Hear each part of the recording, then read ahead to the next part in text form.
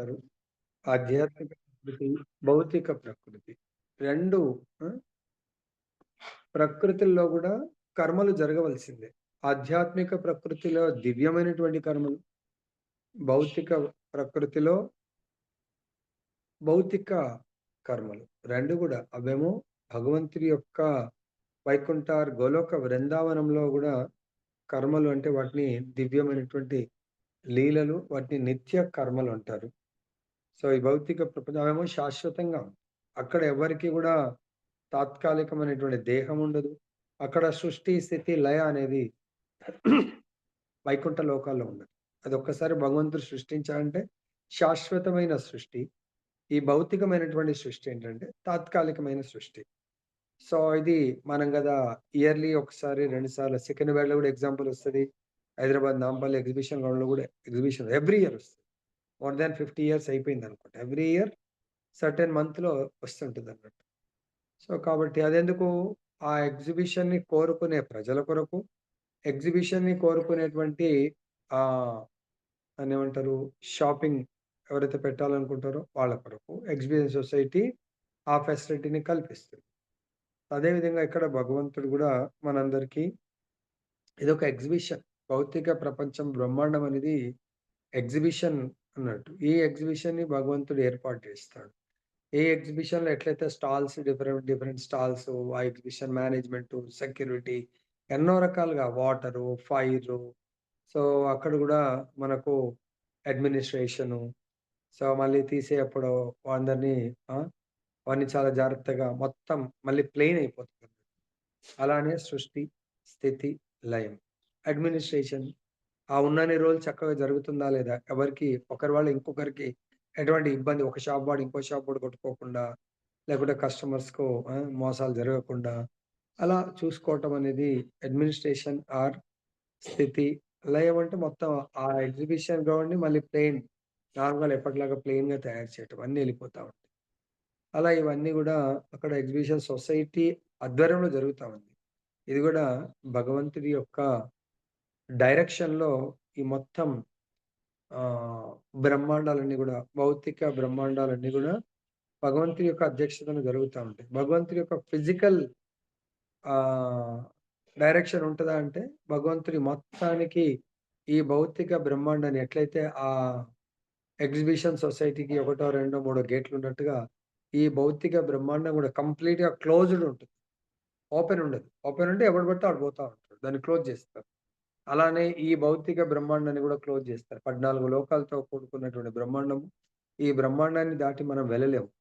దేనితో క్లోజ్ జేస్తారు ఈ బ్రహ్మాండాన్ని? ఇంత చదువుకున్నా, ఇంత శ్రవణం జేసినా భౌతికాన్ని మనము శాశ్వతమైన బంధుత్వము, ఈ లోకం శాశ్వతము, నేను శాశ్వతము, నా ఇల్లు శాశ్వతము. నాకు అంటే నేను ఆత్మతో నేను కథ కథ వింటున్నప్పుడు చాలా అద్భుతంగా అనిపిస్తుంది. కథ అయిపోయిన తర్వాత మళ్ళీ నార్మలైజ్ అవుతామన్నట్టు. సో, ఎట్లా? మన మధ్య బంధుత్వాలు శాశ్వతము. ఎప్పటికి ఉంటాయి. సో, మేమిక్కడ నివసిస్తున్నాము. ఇది ఎప్పటికి అనుకుంటా ఉంటాం. నిన్ననే ఒక చర్చ వచ్చింది. నాన్న ఎవ్రీ 10 ఇయర్స్‌కి మనం చేంజ్ అయిపోతున్నాం. నెక్స్ట్ 10 ఇయర్స్‌కి ఎక్కడ ఉంటామో తెలీదు. 90 2000 కరెక్ట్ 10 ఇయర్స్ 1990 హైదరాబాద్‌కొచ్చాను.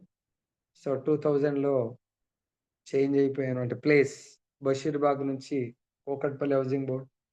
అక్కడి నుంచి మళ్ళీ బ్యాక్ టు హ్మ్. తార్నాక. తార్నాక ఒక రెసిడెన్స్‌లో ఉండి, అక్కడి నుంచి మళ్ళీ తార్నాకలో ఏదో చిన్న కుటీరము. ఒక 8 ఇయర్స్ అక్కడి నుంచి కుటీరం. అక్కడి నుంచి ఒక 11 ఇయర్స్ మళ్ళీ ఈస్ట్ మారేడుపల్లి. అయిపోయింది. లైఫే ఇంకా 52 ఇయర్స్. సో, ఇక్కడికొచ్చి 30 ఇయర్స్ అయిపోయింది. ఇంకా నెక్స్ట్ 10 ఇయర్స్ భగవంతుడు ఎక్కడ జంప్ చేయిస్తాడో తెలీదు. దేని పట్ల గూడా మనం మాయా, మోహం నిజామాబాద్‌లో ఉన్నది ఎన్ని సంవత్సరాలు? 16 ఇయర్స్ అక్కడున్నా. ఔట్ ఆఫ్ 52 ఇయర్స్ నిజామాబాద్‌లో 17 ఇయర్స్ ఉన్నాను. సో, 17 త్రీస్ అంటే 3 దగ్గరలకు ఎక్కడెక్కడో మారిపోతా ఉన్నాం. దేని పట్ల గూడా మనం మాయా, మోహంది ఏది మనకు పర్మనెంట్ కాదు. కానీ మనం పర్మనెంట్ అనుకుంటా ఉంటాం. కాబట్టి ఈ బ్రహ్మాండంలో మనము ఇక్కడే భగవంతుడు గేట్ ఓపెన్ జేసినా గూడా మనము వెళ్ళలేము. దీన్ని అదే మనము మోహంలో మాయా మోహ బంధనాల్లో చిక్కుకొని పోవటం అన్నట్టు. సో, దీనికి ఇన్‌చార్జ్‌గా దుర్గా మాత ఉంటది. ఇది ఒక దుర్గం. సో, ఈ భౌతికత్వం అనే ఈ, ఈ బంధనాలు అంత సులభంగా మనము దాటలేము. అన్‌లెస్ అంటిల్ భగవంతుడి యొక్క శరణాగతి ఎవరైతే పొందుతారో, ఈ బంధుత్వాలనేటివి, ఈ మాయా బంధనాలనేటివి తెలియకుండానే అవి తెగిపోవడం జరుగుతుందన్నట్టు. ప్రతి స్టెప్‌లో మనం రియలైజ్ అవ్వాల. అంటే ఫస్ట్ థింగ్ మనము శాస్త్రం పట్ల విశ్వాసం ఉండాలా. శాస్త్రం చెప్పేటువంటి ఆచార్యుడి పట్ల విశ్వాసం ఉండాలా. శాస్త్రం నిన్న గూడా నిన్న ఈవినింగ్ అనుకుంటా. నిన్న భగవద్గీతలో గూడా చెప్పాను నేను. సో, మనము ఫస్ట్ థింగ్ ఏంటంటే ఆత్మ కోరుకుంటుందంటే ఆత్మ రియలిస్టిక్ సహజ స్థితిలో కేవలం భగవంతుని కోరుకుంటుంది. భగవత్ సేవ కోరుకుంటుంది. భగవద్భక్తుల సేవ కోరుకుంటుంది. ఆత్మ యొక్క సహజ స్థితిలో, ఆత్మ యొక్క అసహజ స్థితి. భౌతికాన్ని అంటే దేహ సుఖాలను, దేహంతో అనుభవించేటువంటి సుఖాల వైపు వెళ్తా ఉంటుంది.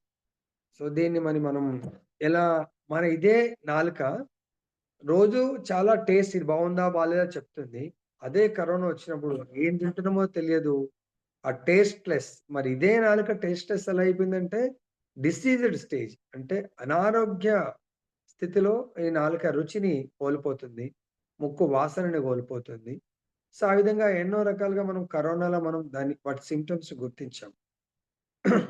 అదే విధంగా ఇక్కడ గూడా మన యొక్క ఈ ఆత్మని సరైన మార్గంలో మనము తీసుకెళ్ళాల. మరి మనము తీసుకెళ్ళట్లేదు కానీ, మన పైన మనకంటే సుపీరియర్ స్టేజ్‌లో ఉన్నటువంటి దేవతలందరూ గూడా ఈరోజు ఏ విధంగా భగవంతుడితో భయపడుతూ అంటే టెన్షన్‌గా ఎటువంటి ఏమరిపాటు, ఎటువంటి అశ్రద్ధ, లేజినెస్ లేకుండా వాళ్ళు భగవంతుడి ఆజ్ఞలను పాటిస్తున్నారు. మనము భగవంతుడి ఆజ్ఞలను ధిక్కరిస్తున్నాం గాబట్టి, మనకు ప్రకృతి దానికి తగ్గటువంటి పనిష్మెంట్ ప్రకృతి నియమాలను ఉల్లంఘిస్తే దానికి తగ్గ పనిష్మెంట్ మనం అనుభవించాల్సొస్తుంది. ఎట్లయితే ట్రాఫిక్ రూల్స్ ఉల్లంఘిస్తే ఈరోజు టెక్నాలజీ పెరిగిపోయింది. కెమెరాలో చిక్కుకుంటాం పనిష్మెంట్ అనేది చలాన్ అనేది మనకు మెసేజ్‌కొస్తుంది. అది పే జేయాల్సొస్తుంది. సో, ఇక్కడ అందుగురించే దేవతలు చాలా అలర్ట్‌గా ఉంటారు. మనం అనుకుంటే దేవతల లైఫ్ చాలా బావుంటది. ఉండదు. చూడండి ఎంత స్ట్రిక్ట్‌గా ఉంటుంది వాళ్ళకు. 40 శ్లోకంలో భగవంతుడు దేవాది దేవుడు. అందుగురించే దేవుడు అని చెప్పేసి చెప్పట్లేదు. దేవతలు చాలా మందున్నారు. దేవతలకు దేవుడు గాబట్టి, దేవాది దేవుడి యొక్క భయము చేత మనకు నిజంగా పంచభూతాలు ఏవైతే కావాలనో దాంట్లో చాలా ముఖ్యమైనది గాలి. సో, మనకు కనబడట్లేదు గాలి. చాలా మంది చూస్తేనే నమ్ముతా అంటారు.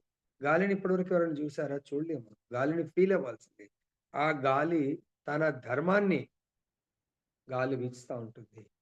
సో, గాలి ఒక్క నిమిషం గూడా అసలు మొత్తం వాయుదేవుడు ఆపేసాడనుకోని ఇగ అంతే ఎవ్వరు గూడా ఉండరు. సో, ఏ యుద్ధాలు గూడా అవసరం లేదు. కరోనా గూడా అవసరం లేదు. ఒక 1 మినిట్ కంప్లీట్‌గా గాలంతా తీసేసిండనుకోండి. ఎట్లయితే మనకు పంక్చర్ అయితే వెహికల్ మొత్తం అని ఎళ్ళిపోతది.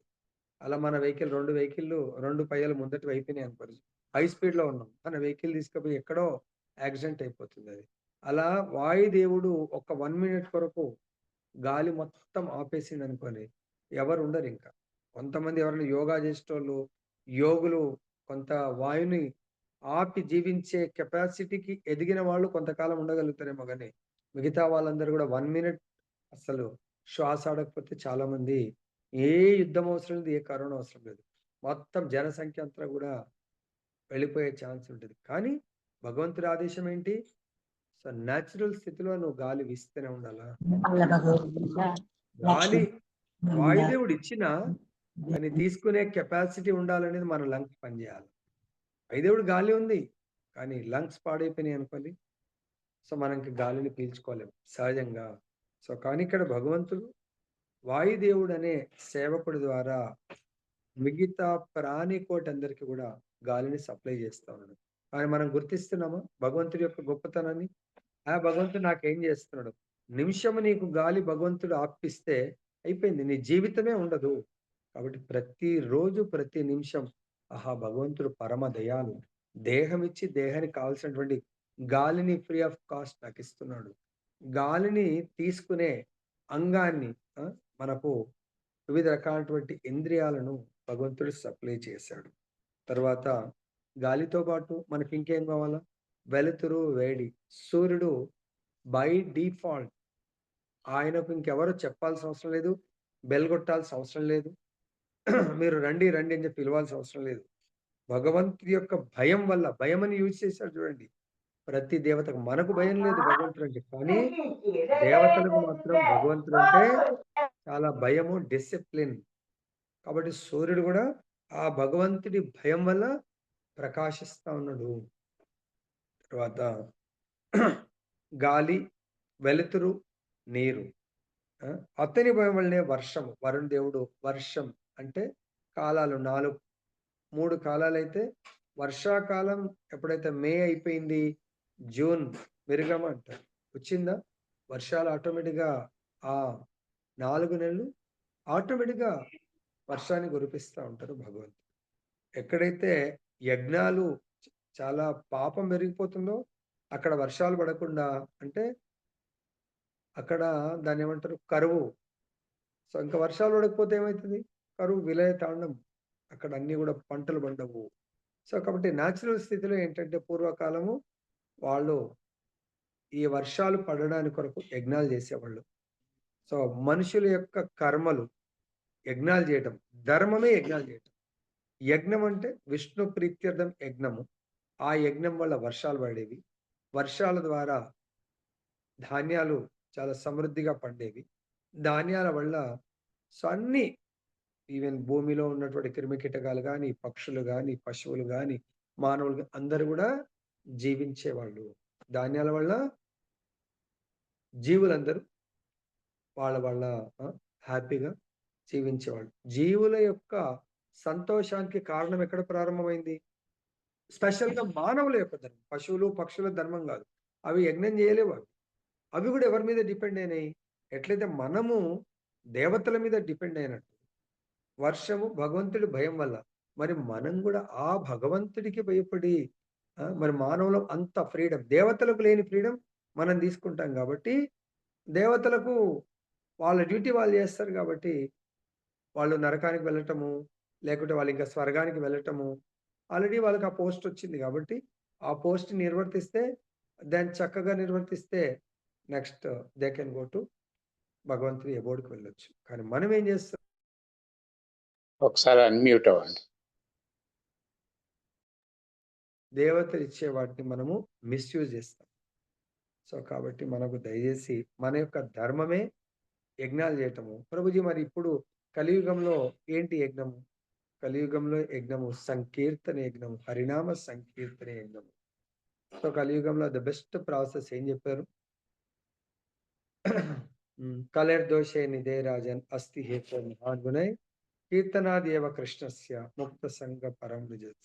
సో, అందరూ గూడా ముక్త కంఠంతో అందరూ భగవంతుడి ధామం వెళ్ళాలంటే కలియుగంలో ఈ కలియుగం దోషాలతో కూడుకున్నటువంటి యుగం. ప్రతి ఒక్కరి హృదయంలో దోషాలున్నాయి. ఏంటి ఆ దోషాలు?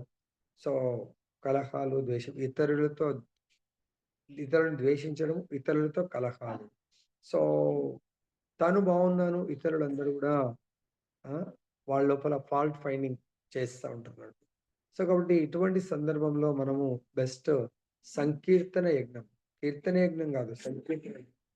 కీర్తన యజ్ఞం అంటే హరినామ జపయజ్ఞం మనం జేస్తూ అందరం యజ్ఞం అనే పదం యూజ్ చేశారంటేనే మనము పూర్వకాలం యజ్ఞం జేయాలంటే అందరూ కలిసి ఆ ఊరు పెద్దలు గాని, రాజు గాని నిర్వర్తిస్తే మిగతా వాళ్ళందరూ దాంట్లో జాయిన్ అయ్యేవాళ్ళు. కాబట్టి ఇప్పుడు మనం అందరం కలిసి సంకీర్తన యజ్ఞం కలిసి చేసినప్పుడు ఖచ్చితంగా వర్షాలు సకాలంలో పడతాయి. 1970స్‌లో అప్పుడు కరువు కాటాడు 70 ఆర్ 71 72 ఆ ప్రాంతంలో చాలా కరువొస్తే ప్రభుపాదుల వారు 250 మంది ఫారిన్ డివోటీస్ ఇండియన్స్ అప్పుడు లేరెక్కువ. ఫారిన్ డివోటీస్ హైదరాబాద్‌కొచ్చి పెద్ద నగర సంకీర్తన కీస్ హై స్కూల్‌లో ప్రోగ్రాము సికింద్రాబాద్‌లో నగర సంకీర్తన చేస్తే అదే రోజు ఈవినింగ్ కల్లా ఫుల్ వర్షం పడ్డదండి. అప్పుడు ఆ రోజుల్లో ఉన్నటువంటి ఆ సీఎం గారికి, మినిస్టర్స్‌కు అసలు వింత 250 మంది ఒక్క దగ్గర అది కూడా ఫారినర్స్ అసెంబుల్ అవ్వడం అంటేనే చాలా వింతగా చూసారు. వాళ్ళు తిలకాలు పెట్టుకొని, ధోతి కుర్తాలు, ట్రెడిషనల్ డ్రెస్ వేసుకొని, తిలకలు పెట్టుకొని కీర్తన చేస్తా ఉంటే అసలు సిటీ మొత్తం ఆ రోజుల్లో హల్చల్ అయిపోయింది. అసలు ఏంటి ఇది అని చెప్పేసి. సో, దానివల్ల మనకు ఈరోజు మందిరము ప్రభుపాదుల వారు మనందరి కొరకు గోవర్ధనుడిని ఎవరి కొరకు బ్రజవాసుల కొరకు గోవర్ధన పర్వతాన్ని లిఫ్ట్ చేస్తారు. సో, నిన్న స్వామీజీ లెక్చర్‌లో వింటా ఉన్నాము. అంటే ఎలా ఉండాలి భగవంతుడి యొక్క గ్రాటిట్యూడ్ భగవంతుని గుర్తించడము. ప్లస్ మనము ఎటువంటి చైతన్యంలో ఉండాలి అంటే, ఇక్కడ దేవతలు ఎలా అయితే అనుక్షణం భగవంతుడికి భయపడుతూ ఒక డిసిప్లిన్‌గా సేవని చేస్తా ఉంటారు. మనం ఫ్రీడమ్ ఎక్కువ తీసుకుంటా ఉంటాం. మనం గూడా ఇతరుల కొరకు దేవతలు మన కొరకు మన మనల్ని సేవించడానికి కొరకు భగవంతుడి ఆదేశాన్ని పాటిస్తే, మనం గూడా ఇతరులను అంటే ఇతర భక్తులే ఉండొచ్చు. స్పెషల్‌గా మనకు ఆచార్యులు చెప్తారు గోసేవ. అప్పుడు గూడా బ్రజవాసులందరూ గూడా ఆ ఇంద్రుడి యొక్క కోపానికి గురై వాళ్ళు తమని తాను రక్షించుకోవడానికి భగవంతునికి ప్రే చేయట్లేదండి. వాళ్ళు ఏం ప్రే చేస్తున్నారు? హే ప్రభు మా యొక్క గోవంశాన్ని రక్షించండి. గోవులను రక్షించండి అని ప్రే చేస్తా ఉన్నారు. అంటే వైష్ణవుడు ఎప్పుడు కూడా పరదుఃఖ దుఃఖి. ఇతర దుఃఖాన్ని తన దుఃఖంగా భావించి, ఇతరుడి యొక్క సుఖాన్ని వాడు ఆ దుఃఖం నుంచి బయటపడి సుఖాన్ని కోరుకుంటా ఉంటాడు నిజమైన వైష్ణవుడు. కానీ ఈ రోజుల్లో వైష్ణవుడు భగవంతుని ప్రే చేస్తారు, తను జపం చేస్తారు. తను అప్‌లిఫ్ట్ అవ్వాలా, తను భక్తిలో ప్రోగ్రెస్ అవ్వాలని కోరుకుంటారే తప్ప, ఇతరులందరినీ గూడా ఉద్ధరించాలని చాలా తక్కువ మంది కోరుకుంటా ఉంటారు. కాబట్టి ఇక్కడ దేవతలందరూ గూడా ఎవరి పని వాడు. వర్షాన్ని ఆ భయంతో కురిపిస్తారు. భగవంతుడు అదే చూస్తాడన్నట్టు. వాళ్ళ లోపల వాళ్ళని రక్షించమంటున్నారా? ఇతరులను రక్షించమని. ఎప్పుడైతే గోవులను రక్షించమన్నాడో, సో, భగవంతుడు గోవులతో పాటు వాళ్ళని రక్షించాడు. ప్రహ్లాదుడు గూడా నరసింహస్వామి ప్రహ్లాదా నీ కోరిక ఏంటి? కోరుకుంటే తన యొక్క రాక్షస ఫ్యామిలీ అంతా కూడా సంఘాన్ని కూడా రక్షించమన్నాడు. మొట్టమొదట తన తల్లిదండ్రిని రక్షించమన్నాడు. రాక్షస ఫ్యామిలీ అందరిని కూడా ఉద్ధరించమంటున్నాడు. తనను ఉద్ధరించమని చెప్పలేదు. అదే విధంగా మనం కూడా భగవంతుని ఈ యొక్క ప్రపంచంలో ఉన్నటువంటి ప్రకృత జీవులందరినీ కూడా చైతన్య మహాప్రభు వేడుకోవాలా ప్రభు మీరు గోలోకం నుంచి ప్రేమధనాన్ని తీసుకొచ్చారు. కానీ ఇక్కడ ప్రేమధనాన్ని స్వీకరించడానికి ఎవరికీ ఆసక్తి రావట్లేదు. దయచేసి మీరు తలుచుకుంటే వీళ్ళందరి లోపల ఆసక్తిని, ఆకర్షణని, నామం పట్ల ఆకర్షణని మీరు కల్పించగలరు. దయచేసి ఆ ఆకర్షణని వీళ్ళ లోపల పెంచండి. ఆకర్షణ నుంచి వికర్షణ వచ్చేటువంటి ఆ మలినాన్ని తొలగించండి అని చైతన్య మహాప్రభుని వేడుకోవాలా. అంతేకాకుండా రాత్రిపూట నక్షత్రాలు ఆ భగవంతుడి యొక్క భయం వల్ల నక్షత్రాలు వాటి యొక్క ప్రకాశాన్ని కల్పిస్తుంది. చూడండి ప్రతి ఒక్కరికి కూడా భయమని పదం వాడారు. కానీ మనము భయపడుతున్నామా లేదా అనేది చూసుకోండి. అదేవిధంగా భాష్యంలో మరి ఇదంతా కూడా ఎలా జరుగుతుంది? భగవంతుడు ఇదంతా జరుగుతుంది అంటున్నాం. మరి ఈ విషయాన్ని భగవద్గీతలో స్వయంగా ఇది ఈ భాగవత విషయం మనకు భాగవతంలో కాబట్టి ఇదే విషయాన్ని ఈ భౌతిక ప్రకృతిలో మనం చూస్తున్నటువంటి ఏవైతే మార్పులు డే టు డే లైఫ్‌లో జరుగుతా ఉందో కాలానికి అనుకూలంగా. ఇప్పుడు డే అయింది, సూర్యుడు ఉదయిస్తున్నాడు. ఈవినింగ్ అయిపోయింది, సూర్యుడు అస్తమిస్తాడు. చంద్రుడు అంటే నక్షత్రాలంటే చంద్రుడు గూడా ఒక నక్షత్రాల్లో ఒక ఆ! గొప్ప వెలుతునిచ్చేటువంటి వాడు. సో, కాబట్టి ఈవినింగ్ బై డిఫాల్ట్ చంద్రుడు రావటము, నక్షత్రాలు రావటము, మళ్ళీ డే స్టార్ట్ అవుతుంది. సూర్యుడు ఉదయించటము. తర్వాత ఇలా రోజులు, నెలలు జరిగిపోతా ఉంటాయి. 4 నెలల సమయం కాగానే ఇప్పుడు శీతాకాలం, తర్వాత మళ్ళీ సమ్మర్ రావటము. సో, అలా కాలాలు, ఋతువులు ఇవన్నీ గూడా రాత్రి, పగళ్ళు భగవంతుడి యొక్క అధ్యక్షతన, ఆధ్వర్యంలో జరుగుతా ఉంటాయి. మయాధ్యక్షేణ ప్రకృతి సూయతే సచరాచరం. సో, ఈ చర, అచర జీవులన్నీ గూడా సృష్టి, స్థితి, లయ ఇవన్నీ గూడా నా అధ్యక్షతన, నా ఆధ్వర్యంలో జరుగుతా ఉంటాయని భగవంతుడు చెప్పడం జరుగుతుంది. సో, ఇవన్నీ గూడా అప్రయత్నంగానే అంటే చాలామంది మూర్ఖులు అనుకుంటారు భగవంతుడి ప్రమేయం ఉండదు. ఆటోమేటిక్‌గా అది అలా జరిగిపోతుంది అని అనుకుంటా ఉంటారు. కానీ మనం గూడా చూస్తాం. ఇప్పుడు నెట్ ఒస్తుందంటే మనం నెట్ నేను మాట్లాడుతుంటే మీకు వినబడుతుంది. ఈ నెట్ ట్రాన్స్‌మిట్ అవ్వటం అంటే దీని వెనక ఒక డిపార్ట్‌మెంటు, సెక్షను, ఒక్క సెక్షన్ గాదు. దీని వెనక ఎన్నో సెక్షన్స్ పనిజేస్తా ఉంటాయి. ఓకే. నెట్ అనుభవిస్తున్నాం బావుంది. మరి బిల్లింగ్ ఎట్లా జనరేట్ అవుతుంది? బిల్లింగ్ టీమ్ మనకు కనబడతదా? ఆ బిల్లింగ్ టీమ్ మా ఆఫీస్ ఐటీపీసీ. సో, అదెవరికీ పిక్చర్‌లో ఉండదు. సో, అర్థమైందా? దీని వెనక ఏం జరుగుతుందనేది మనకు పెద్ద అవసరం లేదు. ఫెసిలిటీ వస్తుంది. ఇయాల రేపు టెక్నాలజీ పెరిగింది కాబట్టి బిల్ మనకు మెసేజ్ ద్వారా వస్తుంది. మనం దాని ద్వారానే మనం పేమెంట్ జేసేసుకుంటాం. మరి మనం ఎంతో మందికి పేమెంట్ ఆన్‌లైన్ జేస్తా ఉన్నాం. మరి ఆన్‌లైన్ అదంతా జరిగిపోవాలంటే దాని వెనక కూడా ఒక పని చేసేటువంటి టీమ్ ఉంటుంది. ఆ టీమ్ మనకు పిక్చర్‌లో కనబడుతుంది. అదెక్కడో ఉంటుంది పని చేస్తా ఉంటది. అలాగే ఇది గూడా మన ఈ ప్రకృతి ఈ అన్ని కర్మలు గూడా ఆటోమేటిక్‌గా జరుగుతున్నాయంటే మూర్ఖులు దీని వెనక ఎవరు ఉండరు అంటే అది మూర్ఖత్వం. మన నెట్ ఫెసిలిటీ వస్తుంది. దీని వెనక టీమ్ పని చేయకపోతే సపోజ్ ఇక్కడ కేబుల్ కట్ అయిందనుకోండి. ఇమ్మీడియేట్‌గా నా వైఫై పోతుంది, నెట్ పోతుంది. మళ్ళీ ఆ కేబుల్ టీమ్ వచ్చి జాయిన్ చేస్తే అప్పుడు వైఫై వస్తుంది. అర్థమైందా? సో, కాబట్టి సపోజ్ అంతెందుకు కరెంట్ పోయిందనుకోండి. నాకు ఆల్టర్‌నేట్ కరెంట్ ఆటోమేటిక్‌గా ఇచ్చేది లేదనుకోండి. నాకు నెట్ కూడా రాదు. వైఫై మీద డిపెండ్ అయితే నెట్ రాదు. సో, మరి దానికి బ్యాక్‌గ్రౌండ్ టీమ్ పని చేయాల. కరెంట్ పోయింది. నాకు ఆటోమేటిక్ సప్లై ఇచ్చేది ఉందనుకోండి. నాకు దాని ఎఫెక్ట్ ఉండదు. అంటే అది ఉందా లేదా అసలు కరెంట్ పోయిందా లేదా కూడా తెలవదు. అదే విధంగా మనకు ఇది భగవంతుడి అధ్యక్షతన జరుగుతుందంటే భగవంతుడు ఎక్కడో ఉంటాడు. దేవతలు ఎక్కడో ఉంటారు. కానీ ఆ కార్యాన్ని జరిపిస్తా ఉంటారు. కాబట్టి భగవానుని నిర్దేశం ఉంది. సూర్యుడు ప్రకాశిస్తున్నాడు. మేఘములు వర్షములు కురిపిస్తా ఉన్నాయి. ఈ ప్రకృతి వాళ్ళ కర్మలు, వాళ్ళ యొక్క మెయిన్ పర్పస్. సూర్యుడు సూర్యలోకంలో ఉంటాడు.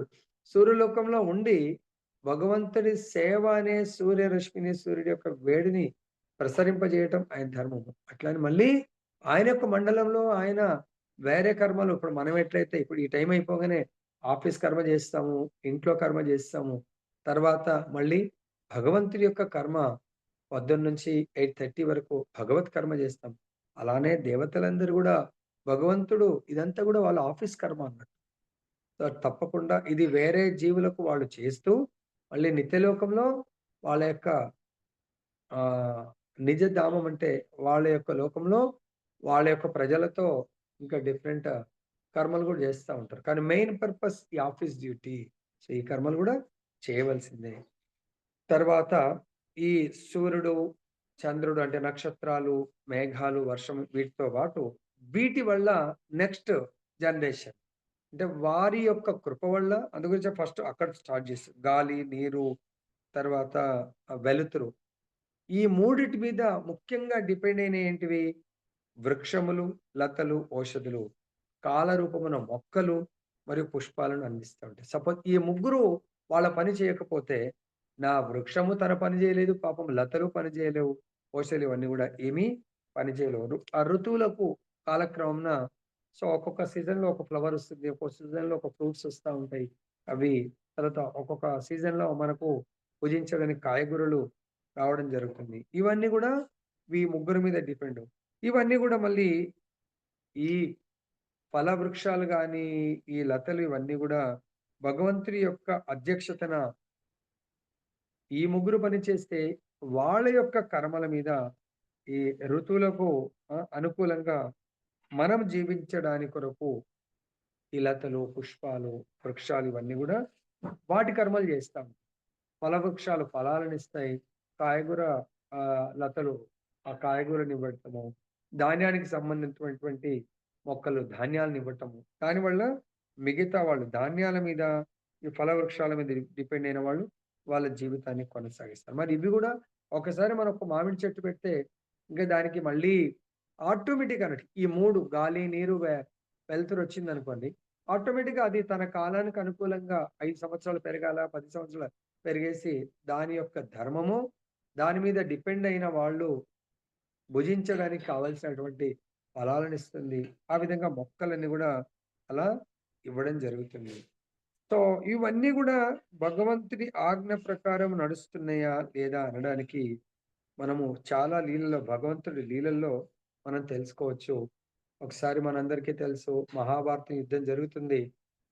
సూర్యుడు ఆ సూర్యాస్తమయము, సూర్యుడి యొక్క ఉదయం. సూర్యుడి మీద డిపెండ్ అయ్యి కాలము డిసైడ్ చేసి ఈవినింగ్ 5 సూర్యాస్తమయం జరిగిందంటే యుద్ధం ఆపేసి, ఇంకా నెక్స్ట్ డే మార్నింగ్ సూర్యోదయం వరకు చాలా ఫ్రెండ్లీగా ఉంటారు.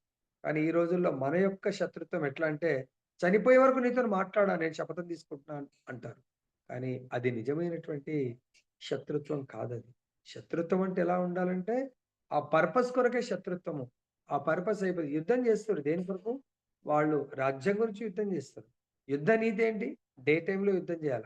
రాత్రిపూట మళ్ళీ మనం ఆత్మతో శత్రుత్వం గాదు. వాళ్ళందరూ గురించి ఆత్మతో బంధుత్వమే. శత్రుత్వం వచ్చి వాళ్ళ యుద్ధ ఎందుకు రాజ్యాన్ని అనుభవించడం అంటే ఈ దేహంతో అనుభవిస్తారు. సో, ఆత్మ సుఖం కొరకు కాదు. అఫ్‌కోర్స్ పాండవులు భగవంతుడి యొక్క వచనాలను పాటించడానికి కొరకు, భగవత్ ఆదేశాలు పాటించడానికి. కానీ కౌరవులు భౌతిక భోగాన్ని పొందడానికి కొరకు యుద్ధం చేస్తున్నారు. పాండవులు భగవంతుడి యొక్క నిర్దేశం ప్రకారం యుద్ధం చేస్తున్నారు. భగవత్ తృప్తి కొరకు, భగవంతుడి యొక్క ఆనందం కొరకు వాళ్ళు యుద్ధం చేస్తారు. ఏదైనా కూడా వీళ్ళైనా, వాళ్ళైనా కూడా ఆ యొక్క నియమాన్ని ఎట్లయితే సూర్యచంద్రులు కాలము, వీళ్ళ మన వరుణుడు వీళ్ళందరూ ఈవెన్ ఔషధాలు ఇవన్నీ కూడా వృక్షాలు కూడా భగవంతుడి ఆదేశాలను పాటిస్తున్నట్టుగా ప్రతి ఒక్కరు కూడా పాటించేవాళ్ళు. అప్పుడు జయద్రథుడు ఎప్పుడైతే అభిమన్యుని సంహరిస్తారో అర్జునుడు శపథం తీసుకుంటాడు. సో, రేపు సూర్యాస్తమయం లోపల నేను సంహరిస్తానని చెప్పేసి. సో, ఆ మాటని విని, అరే! ఇది చాలా మనకు సులభమైన మార్గం ఉంది. అర్జునుడిని సంహరించాలంటే యుద్ధంతో అవసరం లేదు. రేపు ఒక్కరోజు జయద్రథుని ప్రొటెక్ట్ చేస్తే అర్జునుడు శపథం ఎందుకంటే చాలా గొప్ప వీరుడు. సో, ధర్మపరుడు కాబట్టి ఆయన సంహరించకపోతే నేను ఆత్మహత్య చేసుకుంటా అన్నాడు. బెస్ట్ రేపు ఒక్కరోజు జయద్రథుని ప్రొటెక్ట్ చేస్తే చాలు. అర్జునుడు చనిపోయిండంటే యుద్ధం ఎండ్ అని జయద్రథుని చాలా ప్రొటెక్ట్ చేస్తారు. సో, మార్నింగ్ అయిపోయింది, మధ్యాహ్నం అయిపోయింది, ఈవినింగ్ అవస్తుంది. జయద్రథుని చాలా కట్టుదిట్టంగా ప్రొటెక్ట్ చేశారు. ఇంకా అర్జునుడు లాభం లేదు, ఎలా ఇంకా టెన్షన్ పెరుగుతుంది. జయద్రథుని సంహరించాల. అప్పుడు భగవంతుడు ఇంకా సాయంత్రం ఇంకా అవ్వబోతుంది. భగవంతుడి లీల సూర్యుడికి అస్తమించేట్టుగా తన యొక్క సుదర్శన చక్రాన్ని భగవంతుడి మాయ పెట్టేసి కంప్లీట్‌గా అంటే భగవంతుడి మాయ చూడండి. భగవంతుడు తలుచుకుంటే ఈ విశ్వమంత సుదర్శన చక్రం పెద్దగా అంటే సూర్యుడి వెలుతురు ఒక్క డ్రాప్ కూడా రాకుండా కూడా కవర్ చేయగలడు. లేదా సూర్యుడికి ఆదేశం ఇస్తే తన వెలుతురుని కూడా కంప్రెస్ చేయగలడు. అర్థమైందా? సో, కాబట్టి భగవత్ ఆదేశం ప్రకారం సూర్యుడు అస్తమించేట్టుగా అయిపోయాడు. అప్పుడు వాళ్ళందరూ ఇంకా అర్జునుడు కూడా ఆ మాయలో ఉంటాడు. నిజంగానే సూర్యుడు అస్తమించేశాడు అని ఒక్క కృష్ణుడికే తెలుసు, సూర్యుడికే తెలుసు. సో, ఇక్కడ వెలుతురు ఎందుకు రావట్లేదు అందరూ అనుకున్నారు. ఎవ్రీబడి సూర్యాస్తం అయిపోయింది, యుద్ధం ఆపేద్దామని చెప్పేసి. అప్పుడు అర్జునుడు ఇంకా తన చితి ఆ ఆత్మహత్యకు పేర్చుకుంటా ఉంటే, అప్పుడు వాళ్ళందరూ వచ్చి చూడండి, మూర్ఖులు, దుర్మార్గులు, దుష్టులు. ఒకడు చనిపోతున్నాడు అంటే ఎంత ఆనందమో. అది కూడా ఒక గొప్ప యోధుడు, వీరుడు. వాళ్ళందరూ అందరికంటే ముందు ఆహా! అర్జునుడి మృత్యువుకు నేనే కారణం అని అందరికన్నా ముందొచ్చి సో, ఆయన తన యొక్క సంతోషాన్ని మనం గదా ఏదైనా సంతోషం వస్తే పటాకులు కాలుస్తూ డాన్సులు చేస్తా ఉంటాం. అలా జయద్రథుడొచ్చి అందరు వెనకుంటే వాడు ముందొచ్చి ఇంకా అర్జునుడిని ఏమంటారు హేళన చేస్తున్నట్టుగా మాట్లాడుతూ డాన్స్ చేస్తాడు. ఓహో! చాలా బాగా దొరికిండు. కానీ కృష్ణుడు చెప్తాడు, "ఏ అర్జున్, ఎక్కడ వెళ్ళినా ఇప్పుడు టీచర్ కంపల్సరీ పెన్నుండాల. తర్వాత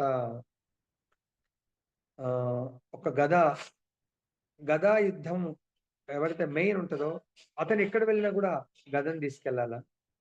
అలా సపోజ్ ఇన్స్‌పెక్టర్ ఉన్నాడనుకోని బయటకెళ్తే చాలు గన్ తీసుకెళ్ళాలా.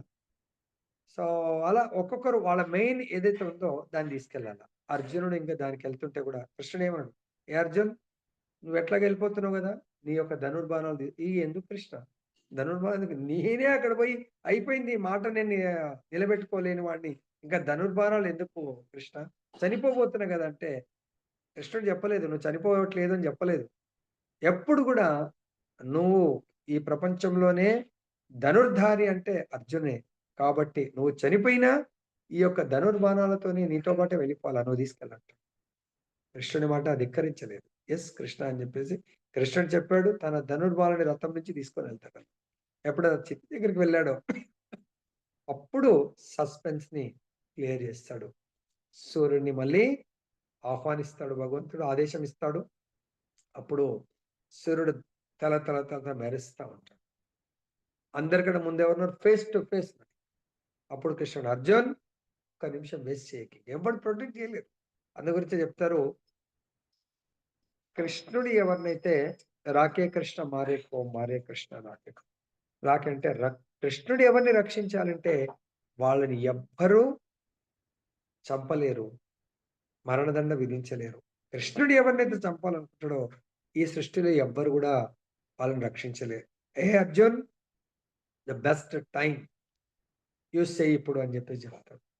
అప్పుడు వాడి మృత్యువు వాడి చేతుల్లో, అంటే కాలము భగవంతుడి యొక్క కృపకు అనుకూలంగానే ప్రతిదీ నడుస్తూ ఉంటుంది.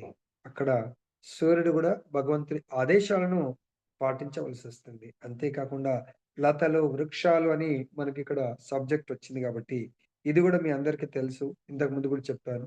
చైతన్య మహాప్రభు యొక్క లీలలో మాయాపూర్ పరిక్రమలో ఆ ప్లేస్ వస్తుంది. ఇది మామ్గాచి అనే ప్లేస్ వస్తుంది. మనం కూడా ఎప్పుడైనా భగవత్ అనుగ్రహం ఉంటే కేవలం అది 1 వీక్ ఉంటుంది పరిక్రమ. మనం వెళ్దాం. పాదయాత్ర చాలా అద్భుతం. రజమండల్ పరిక్రమ, ఈ లీల ఒక ఆనందం, రసం.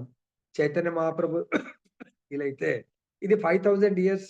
ఇది కొంచెం దైవ లీలలాగా అనిపిస్తూ ఉంటుంది కృష్ణుడిని. ఇదే అయితే మనకు అందరం 500 ఇయర్స్ కింద మనలాంటి మానవులే కదా, వాళ్ళతో చైతన్య మహాప్రభు లీల చేస్తారు. వాళ్ళు కూడా మానవులు కాదు, భగవంతుడి యొక్క గోలోక వాసులే. కానీ అక్కడ ఒకరోజు ఆ ప్రదేశంలో చాలా కీర్తన చేస్తారు. అది కూడా మామిడి చెట్ల దగ్గర. సో అన్ సీజన్ మామిడి పళ్ళు ఉండవు. చాలా కీర్తన చేసిన తర్వాత మహాప్రభు అంటాడు, జనరల్గా కీర్తన్, డాన్సింగ్, ఫీస్టింగ్. కీర్తన చేస్తారు, డాన్స్ చేస్తారు, ప్రసాదం. ఏం తీసుకుంటారు మీరు? ప్రసాదం ఏం కావాలంటే అనుకోకుండా ఒక భక్తుడి నోట్లోంచి మామిడి చెట్ల కింద కాబట్టి, ప్రభు మ్యాంగో కావాలంట. మ్యాంగో సీజనే కాదు, చెట్లని మ్యాంగో చెట్లే కానీ మ్యాంగోస్ లేవు వాటికి. అప్పుడు మహాప్రభు అంటాడు, భగవంతుడు మహాప్రభు అంటాడు, ఎవరి ఇంట్లో ఉన్న విత్తనం మ్యాంగో ఆ పీస్ ఉంటే తీసుకురండి అని అడుగుతారు. సో ఇమ్మీడియట్ గా అప్పట్లో వాళ్ళు కోసి ఎండబెట్టుకునే వాళ్ళు. ఒక పీస్ తీసుకొస్తే భగవంతుడు తన స్వహస్తాలతో ఆ ప్రదేశంలో తవ్వి ఆ మ్యాంగో పీస్ నాటుతాడు. నాటంగానే వీళ్ళు చూస్తున్నప్పుడే ఆ భూమిలోంచి నాటి నీళ్లు పోస్తే మొక్క వచ్చింది. అది వృక్షంగా మారి వాళ్ళు ఇట్లా చేతులతో తెంపుకునేట్టుగా మొత్తం నిండుగా మొత్తం రైఫల్ మొత్తం పండిపోయినాయంట చైతన్య మహాప్రభు స్వహస్తాలతో.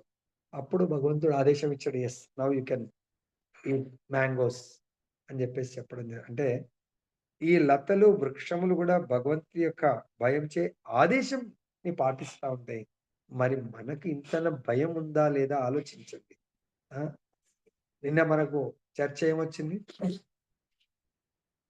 నిన్నటి భగవద్గీతను, నిన్న భగవద్గీత కాదు భాగవతం. నిన్న భాగవతం యొక్క చర్చ ఏముండే గురుజీ? నిన్న కంసన మృత్యు భయం అవన్నీ చెప్పారు. భయము అది మెయిన్, ఆ కీ వర్డ్ అంటారు దాన్ని. Key words important. అదే మనకు మరి ఇక్కడ ఇప్పుడు కూడా లెక్చర్ ఎంత వస్తుంది?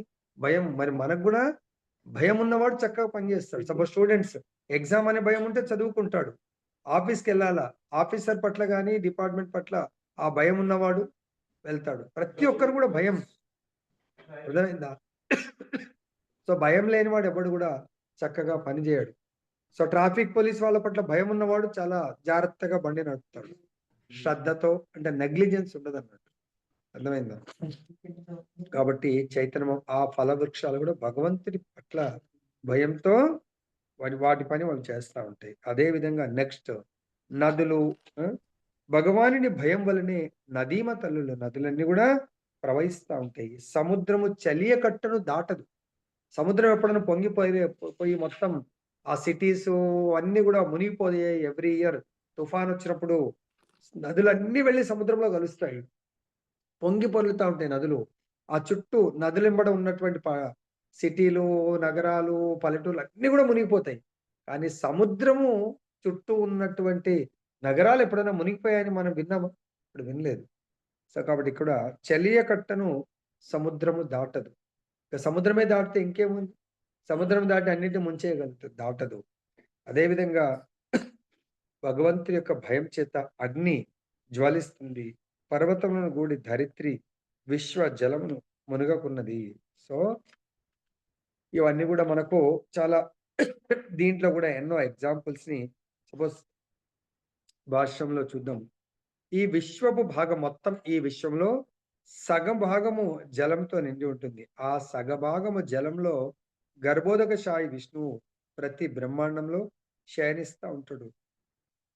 సో, వేద వాంగ్మయం ద్వారా ఈ విషయాన్ని గర్భోదక జలం పైన శయనిస్తాడని మనము శాస్త్రాల ద్వారా తెలుసుకున్నాము. ఆ గర్భోదక శాయి యొక్క నాభి నుంచి కమలము రావటము, ఆ కమలము నుంచి బ్రహ్మదేవుడు జన్మిస్తాడని మనము తెలుసుకున్నాము. కాబట్టి ఇక్కడ గురుత్వాకర్షణ సిద్ధాంతమునని వివిధ గ్రహములు తేలుచున్నవని లౌకిక శాస్త్రవేత్త పలికినను నిజమైన సిద్ధాంతకర్త శ్రీకృష్ణ భగవానుడు. సిద్ధాంతమును గురించి పలికినప్పుడు సిద్ధాంతకర్త ఒకడు ఉండియే తీరునని మనం ఎరుగుదుము.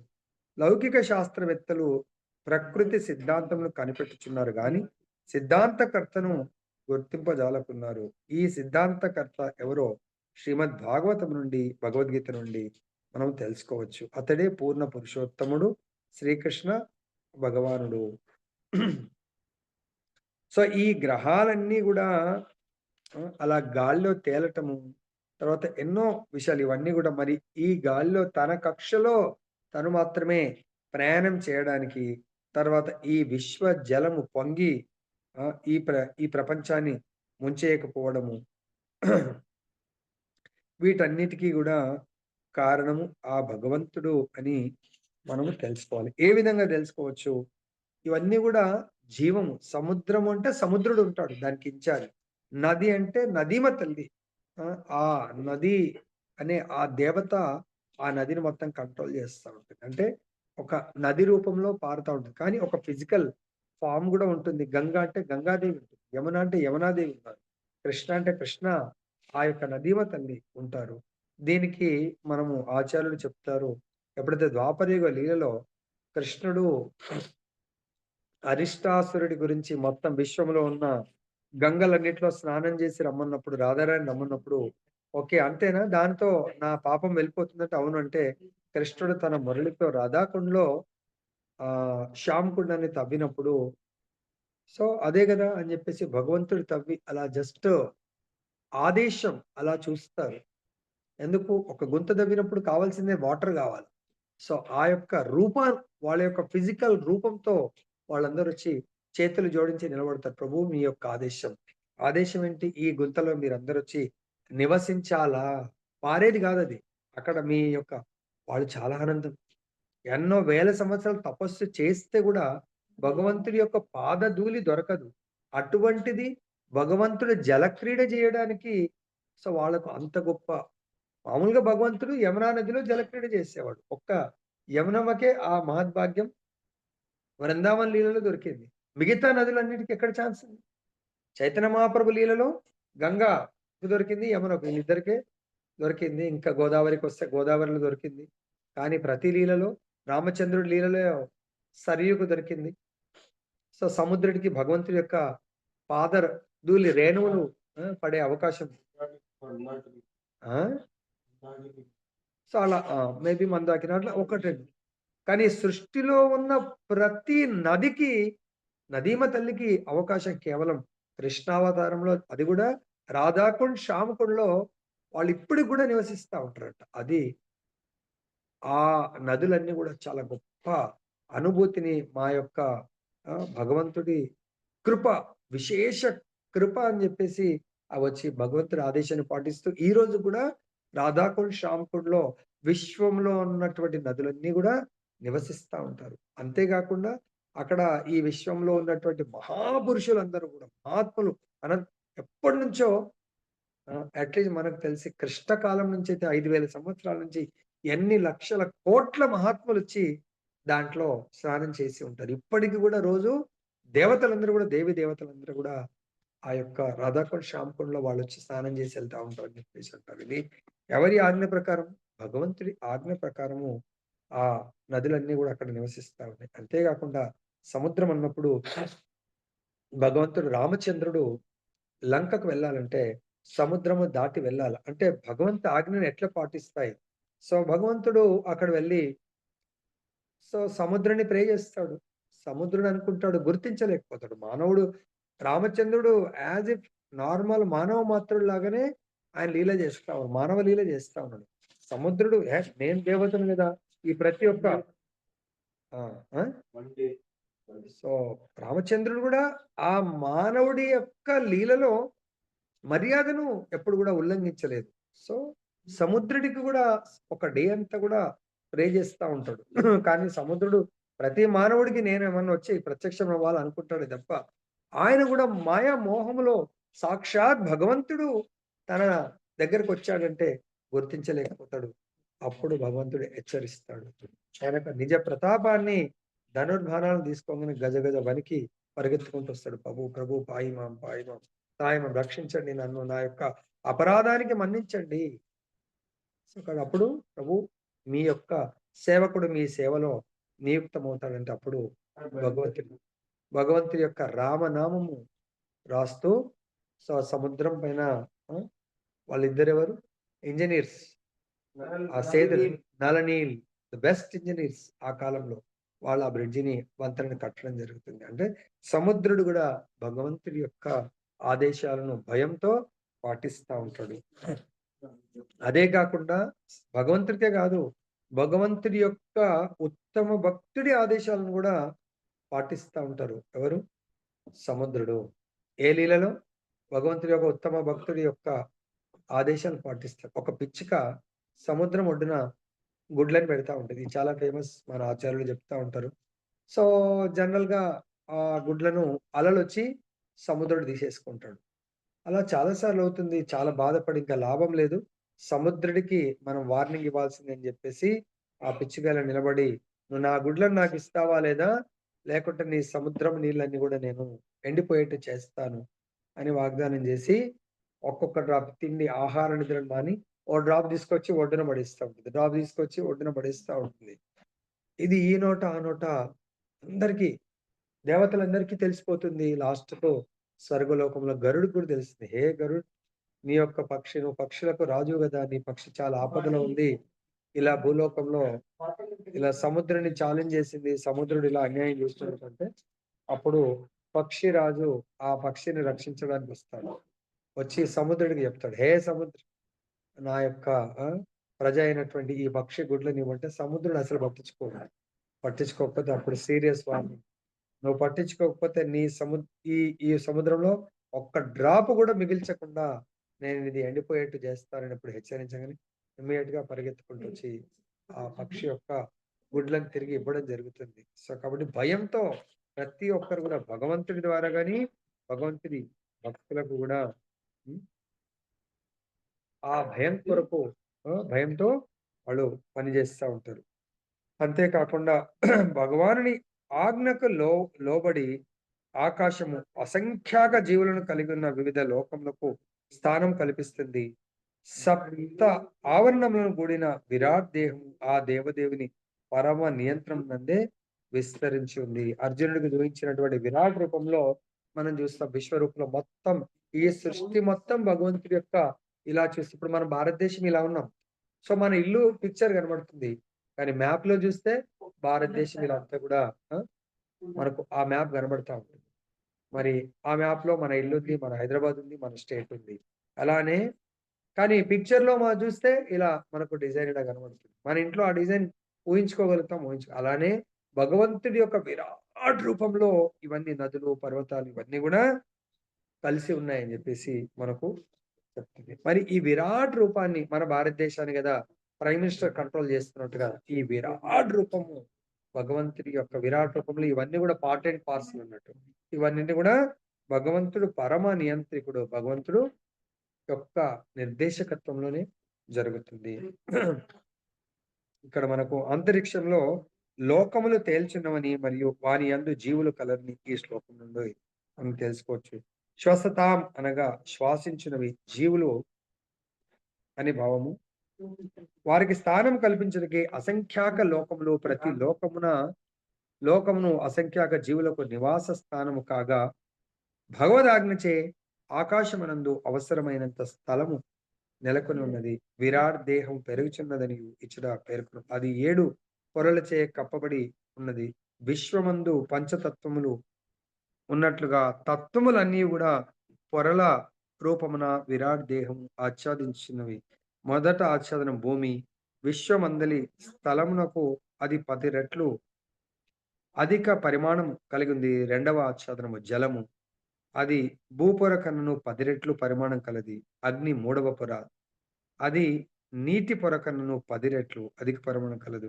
ఈ రీతిన ప్రతి పొర కూడా దాని పూర్వము దానికంటే 10 రెట్లు అధిక పరిమాణం. ఈ విధంగా ఈ విశ్వమంతా కూడా భూమి, నీరు, అగ్ని వీటన్నిటితో పొరలతో కలిగి ఉంది. ఎందుకు? జీవులు జీవించడానికి కొరకు ఈ పొరల యొక్క ఆవశ్యకత ఉంది కాబట్టి భగవంతుడి సృష్టిలో.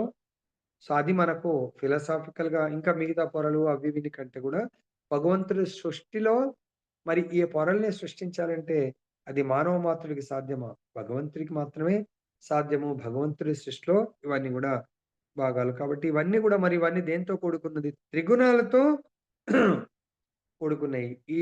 ఈ మొత్తం భౌతిక ప్రపంచమంతా కూడా త్రిగుణ భరితమైంది. మరి ఈ త్రిగుణాలను కూడా కంట్రోల్ చేసేవాళ్ళు కావాలి కాబట్టి ఈ సృష్టి, స్థితి, లయము చేయడానికి కొరకు సృష్టి అన్నప్పుడు త్రిగుణాల్లో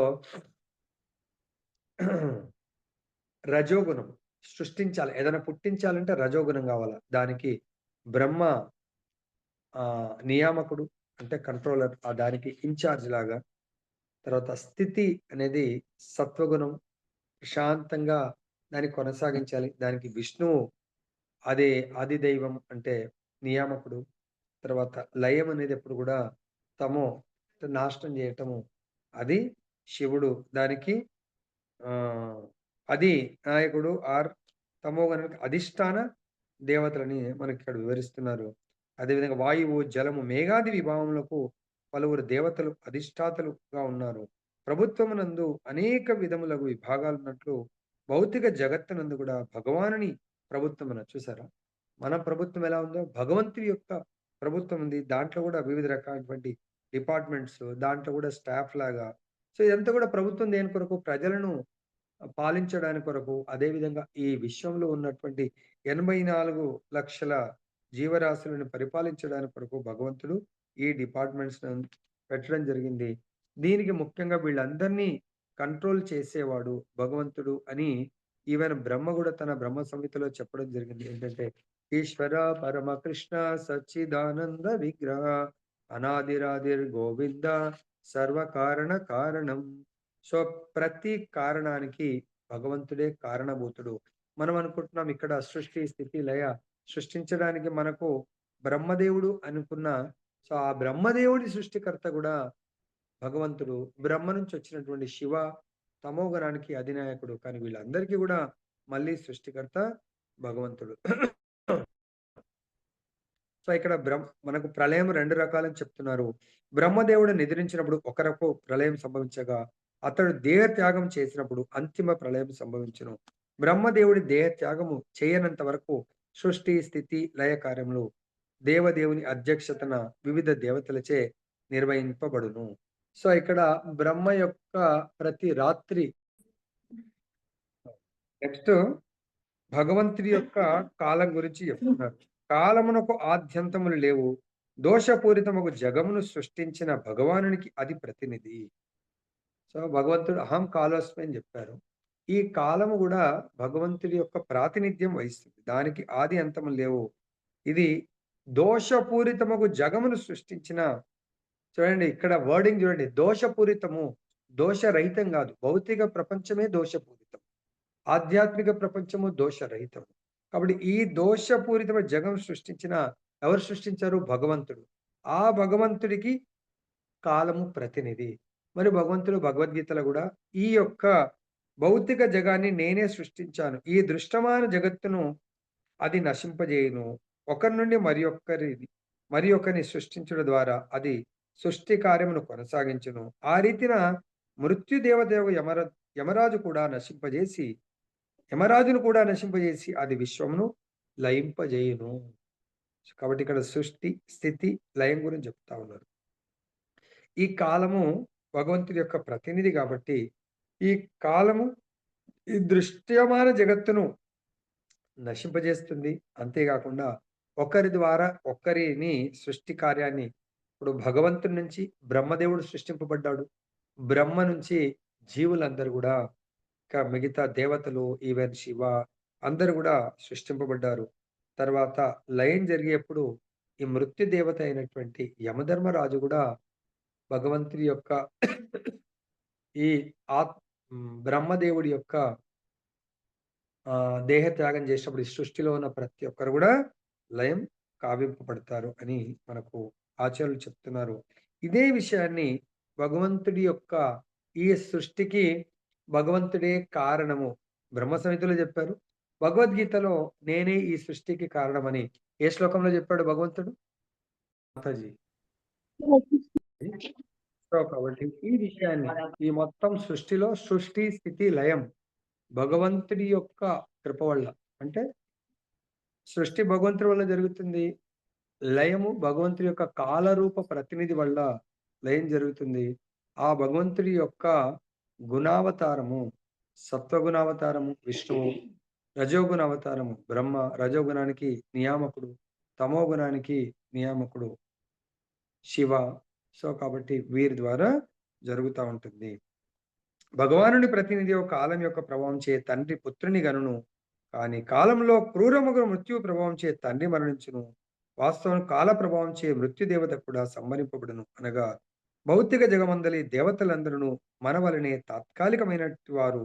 మనము ఎక్కువలో ఎక్కువ 100 సంవత్సరాలు జీవిస్తే దేవతలు కోట్లాది సంవత్సరాలు జీవించవచ్చు. అయినప్పటికీ దేవతలు కూడా శాశ్వతులు కారు.